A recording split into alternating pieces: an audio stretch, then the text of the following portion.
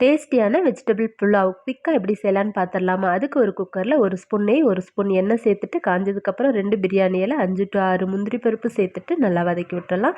அது கூட ஒரு பெரிய வெங்காயம் நல்லா மெல்லிசாக கட் பண்ணி வச்சுருக்கோம், அதுவும் சேர்த்து ஓரளவுக்கு வதக்குனா போதும், ரொம்ப வதங்கணும்னு அவசியம் இல்லை. அது கூட நம்ம அரைச்சி வச்சுருக்கிற பேஸ்ட்டு சேர்த்துட்டு நல்லா கலந்து விட்டுறலாம். ஒரு 2 நிமிஷத்துக்கு வதக்கும் போது இந்த அளவுக்கு வத்தி பச்சை வாசனை போய் வதங்கி வந்துடும். இப்போ இந்த ஸ்டேஜில் வெஜிடபிள்ஸ்லாம் சேர்த்துக்கலாம். பீன்ஸு, பச்சை பட்டாணி, கேரட், உருளைக்கிழங்கு எல்லாமே சேர்த்துட்டு மசாலா கூட மிக்ஸ் ஆகிற அளவுக்கு நல்லா மிக்ஸ் பண்ணி விட்டுறலாம். இப்போ இந்த ஸ்டேஜில் உப்பு சேர்த்துக்கலாம். தேவையான அளவு உப்பு சேர்த்துட்டு 1 டம்ளர் அரிசிக்கு 1.5 டம்ளர் கணக்கு வச்சு தண்ணி சேர்த்துட்டு நம்ம அரை மணி நேரம் ஊற வச்சு வாஷ் பண்ணி வச்சுருந்த பாஸ்மதி ரைஸையும் சேர்த்து நல்லா கலந்து விட்டு குக்கரோட லிட்டு போட்டு க்ளோஸ் பண்ணி ஒரு விசில் ஹையில் 5 நிமிஷம் சிம்மில் வச்சுட்டு அடுப்பை ஆஃப் பண்ணிவிட்டு ஸ்டீம் அடங்கினதுக்கப்புறம் ஓப்பன் பண்ணி பார்த்தோன்னா நம்மளோட டேஸ்டியான வெஜிடபிள் புலாவ் ரெடி. இதோட டீட்டெயில் ரெசிபி லாங் வீடியோவில் கொடுத்துருக்கோம், டிஸ்கிரிப்ஷனில் இருக்குது, வேணா செக் பண்ணி பாருங்கள். Thanks for